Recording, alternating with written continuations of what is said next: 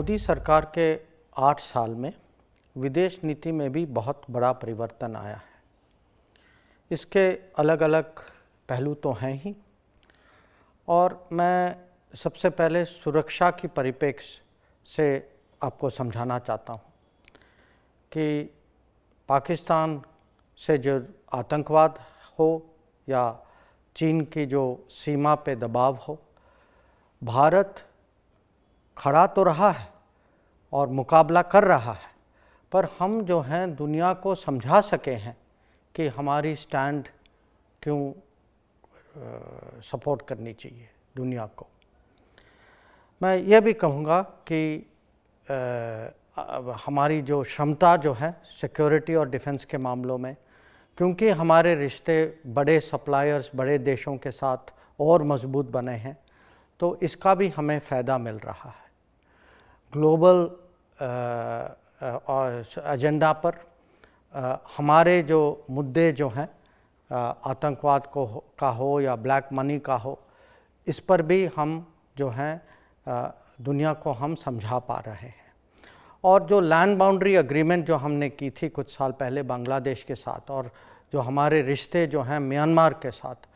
उन्होंने जो है नॉर्थ ईस्ट में आतंकवाद और अलगाववाद के धारा जो हैं उनको बहुत अभी मार्जिनलाइज कर दिया है। तो ये है सुरक्षा की परिप्रेक्ष्य। अगर आप देखें देश की प्रगति और उन्नति की दृष्टि से, और हम कहते हैं इंग्लिश में डिप्लोमेसी फॉर डेवलपमेंट, तो इसमें हम जो हैं सफल रहे हैं कि फॉरेन डायरेक्ट इन्वेस्टमेंट कैपिटल या टेक्नोलॉजी या बेस्ट प्रैक्टिसेस दुनिया से भारत की तरफ ज़्यादा मात्रा में आए, और हमारी जो ईज़ ऑफ डूइंग बिजनेस जो है इसकी मैसेजिंग ठीक तरह से हो दुनिया को। हमारे जो एक्सपोर्ट्स जो हैं वो तो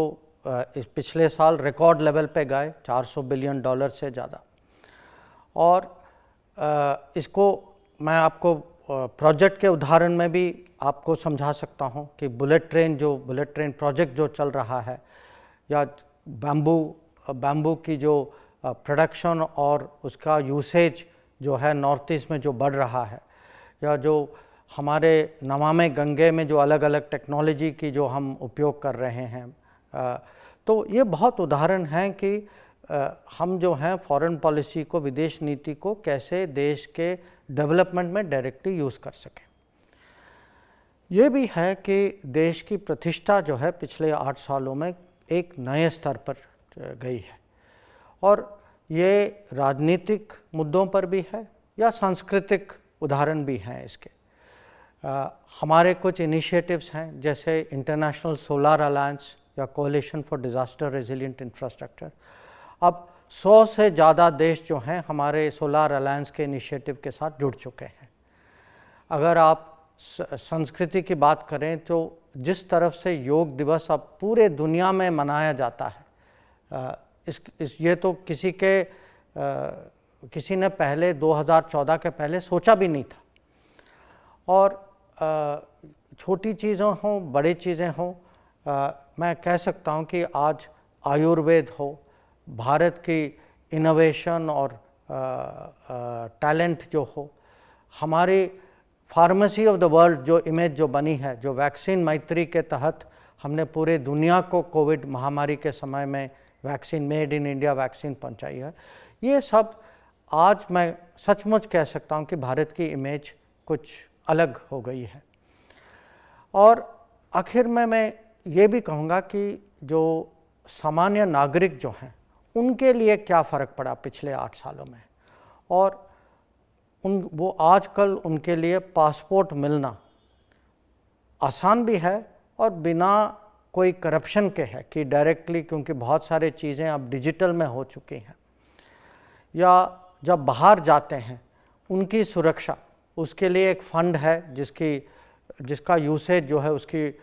उपयोगिता हमने और बहुत बड़ी कर दी है, और बहुत बड़ी मात्रा में इसका महामारी वंदे भारत मिशन के समय में लोगों ने इसका इस्तेमाल भी किया था। और जब कहीं संकट में फंस जाते हैं, जैसे हमारे विद्यार्थी जो यूक्रेन में थे, जो 22,000 विद्यार्थी जो हम ऑपरेशन गंगा के तहत घर वापस ले आए, या जो हमारे इतने सारे लोग जो हैं कोविड के समय में वंदे भारत मिशन के थ्रू हम उनको घर पहुंचा पाए। तो ये हैं बहुत प्रैक्टिकल, मैं कहूँगा ग्राउंड रियलिटी, जो आज आम आदमी सोचता है, जब उसकी जो समझ जो है विदेश नीति के बारे में, इसके कारण बहुत इसमें परिवर्तन आया है। और मैं अंत में कहूँगा कि जो सफलता जो हमें प्राप्त हुई है, जो विदेश नीति में जो हम आगे बढ़ चुके हैं, ये ओवरऑल मोदी सरकार की उपलब्धियां